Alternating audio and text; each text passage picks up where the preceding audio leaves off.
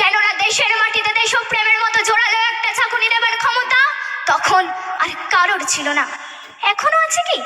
তুমি হারিয়ে যাবার পর দেশে কত কমিশন বসেছে, ভারতের পূর্ব পশ্চিম উত্তর দক্ষিণে কোনো পীর, কোনো সন্ত, কোনো দয়ালু বৃদ্ধ। আমি আমার বক্তব্য শুরুর আগে এই অদ্রিজা কি নাম, অদ্রিজা পাত্রর মুখ থেকে একটি আমাদের নেতাজিকে নিয়ে সেই